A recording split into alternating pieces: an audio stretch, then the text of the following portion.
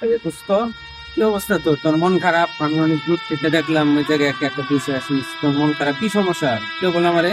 তো না কোনো সমস্যা না দোস্ত, কি হয়েছে? খুলে বল আমারে। কষ্ট মনে চাপায় রাখতে নেই, কষ্ট বললে, কষ্টের কথা বললে মন হালকা হয়। বল আমারে কি সমস্যা। তোর মনে অবশ্যই কোনো সমস্যা, আমি দেখতেছি তো। তুই অনেক দূর থেকে দেখলাম তুই এই জায়গায় চুপে চুপে একা একা বসে আছিস, কি সমস্যা বল আমারে।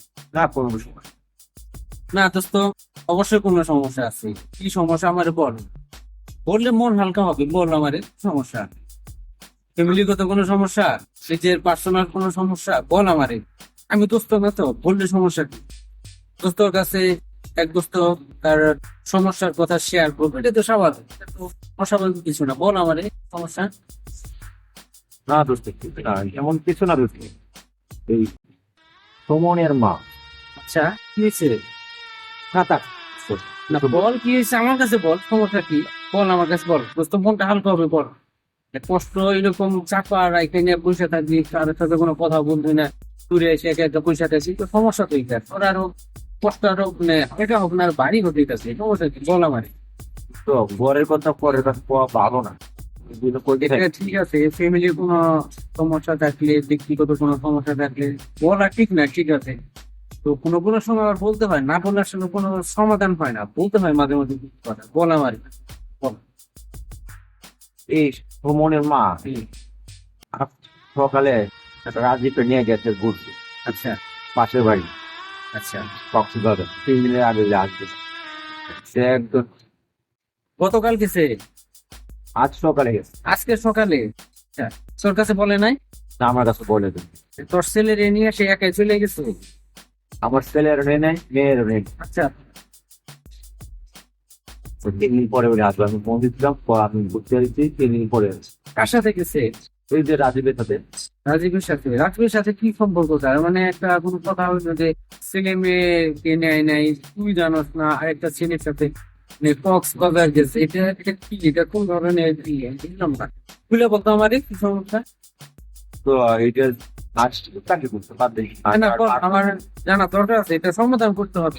এইভাবে তো আসলে চলে না। তুই তোর বউ, তোর ছেলে সন্তানের খবর রাখবে না, তো আরেকটা মানুষের সাথে দূরে কোথাও যাবে, এটা এটা কোনো কি বিষয়? এটা এটা ভালো কোনো বিষয় না। বল আমার, খুলে বল কি সমস্যা। তোর এই কষ্ট তো ওই জায়গাতে মনে কষ্টটা পড়তেছে। না বল বল। না না, বলবো, বল, এটা আমি দেখি কি করা যায়, এটা সমাধান করতে হবে। তো ছেলে মেয়ে এখন কোথায় আছে, কি অবস্থায়, কার কাছে?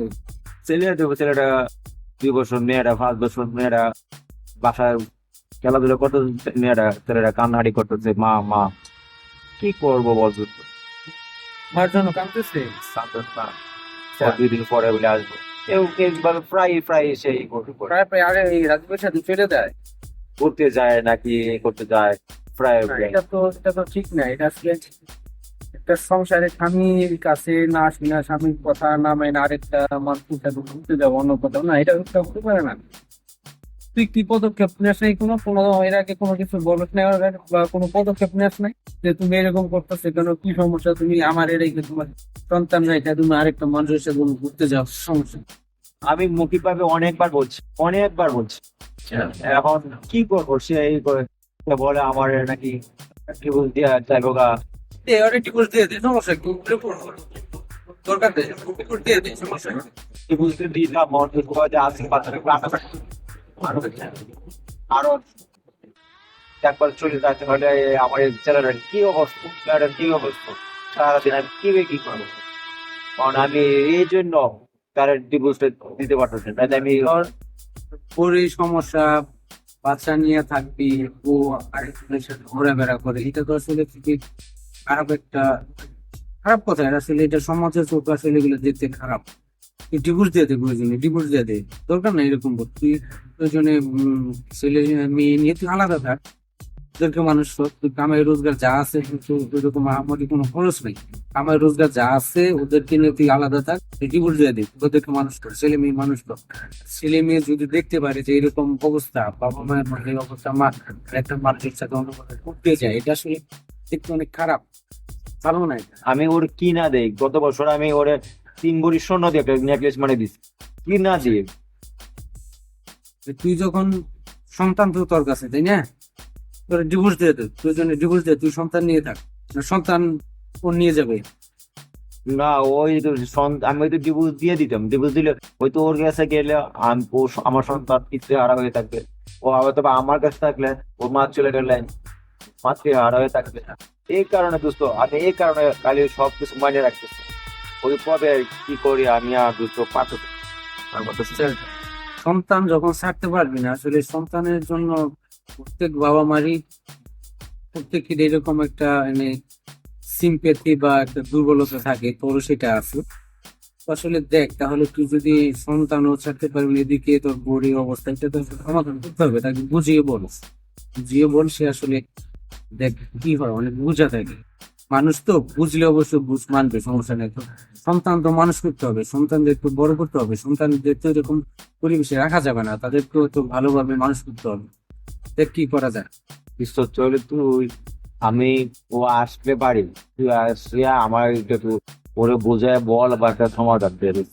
আচ্ছা আমরা পারতেছি না দোস্ত। ঠিক আছে দোস্ত, তোর বউ আসুস, আমি বিকেল আসতেছি, এসে আমি দেখি তোর বউর সাথে বসে আমি এটা একটা সমাধান করতে হবে। আসলে এইভাবে তো তোলা যায় না, তুই আমার দোস্ত, আমি তুই তোর এই অবস্থা দেখি আসলে আমার অনেক খারাপ লাগে। তো দেখি ও বিকালে আসুক, আসলে আমি আসতেছি, এসে আমরা দুজনে মিলা বসে একটা সমাধান করবো। কারণ সমাধান না করলে হবে না, এইভাবে আসলে চলতে দেওয়া যায় না। আসলে পরকীয়া হচ্ছে খুব একটা খারাপ একটা বিষয়, পরকীয়া জঘন্যতম একটা কাজ।